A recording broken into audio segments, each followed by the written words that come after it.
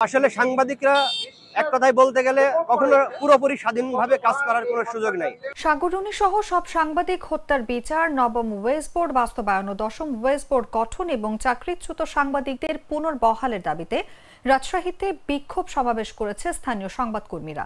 শনিবার সকাল 11টায় নগরীর সাহেব বাজার 0 পয়েন্টে রাজশাহী সাংবাদিক ইউনিয়নের উদ্যোগে এই বিক্ষোভ সমাবেশ অনুষ্ঠিত হয়। এতে রাজশাহী সহ আশেপাশের বিভিন্ন গণমাধ্যমের সাংবাদিক অংশ নেন। সমাবেশে বক্তারা বলেন, 2012 সালের 11 ফেব্রুয়ারি ঢাকায় নিজ বাসায় নির্মমভাবে খুন হন সাংবাদিক দম্পতি সাগর সরওয়ার ও মেহেরুন রুনি। এই হত্যাকাণ্ডের তদন্ত প্রতিবেদন জমা দেওয়ার সময় এ পর্যন্ত 121 বার পিছিয়েছে প্রশাসন। বক্তারা এই ঘটনায় গভীর ক্ষোভ ও তীব্র নিন্দা প্রকাশ করেন। তারা বলেন, বিগত ফ্যাসিস্ট সরকার রাষ্ট্রযন্ত্রকে ব্যবহার করে সাগর রুনি হত্যা সহ 6 জন সাংবাদিককে হত্যা ও গুম করেছিল, অথচ বর্তমান অন্তর্বর্তী সরকারও এই বিষয়ে কোনো কার্যকর পদক্ষেপ নেয়নি।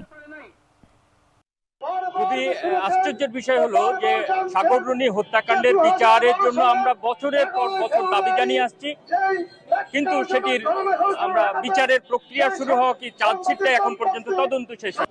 এটা শুধু সাগররুনির ক্ষেত্রে নয়, বরং বাংলাদেশে যত সাংবাদিককে নির্যাতন, হত্যা, মামলা, গুম এই ঘটনা করা হয়েছে, প্রত্যেকটা ঘটনা কিন্তু একই সূত্রে গাঁথা। আজকে 124 বার এই প্রতিবেদন সময় অতিবাহিত হয়ে গেছে, কিন্তু আদ্যবধি আমরা সাগররুনি হত্যার কোনো বিচার পাইনি। তার সাথে বিগত ফ্যাসিবাদ সরকার আমলে যে প্রায় আমাদের শত শত সাংবাদিক ভাই নিহত হয়েছে, অনেক আহত হয়েছে, আমাদের পঙ্গুত্ব বরণ করেছে, অনেকে চাকরি হারিয়েছে, কিন্তু তাদের ব্যাপারে এ পর্যন্ত কোনো সুস্থ শোনা হয়নি। আসলে সাংবাদিকরা এক কথায় বলতে গেলে কখনো পুরোপুরি স্বাধীনভাবে কাজ করার কোনো সুযোগ নাই।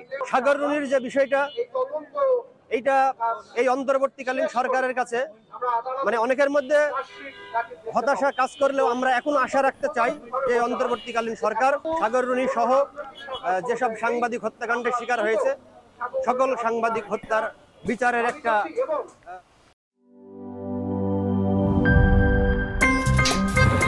আমার একটা স্মার্ট সিদ্ধান্তে 25% গ্যাসের খরচ কমেছে। ভাবছেন কিভাবে? সাধারণ গ্যাস স্টোভ বদলে আমি এনেছি আরএফএল গ্যাস স্টোভ। এর সাইন্টিফিক নজল ও ব্রাস বার্নার ক্যাপ সমানভাবে তাপ ছড়িয়ে রান্না করে দ্রুত, তাই গ্যাসও বাঁচায় 25%, টাকাও বাঁচে 25%। আরএফএল গ্যাস স্টোভ নিরাপদ ও গ্যাস সাশ্রয়ী।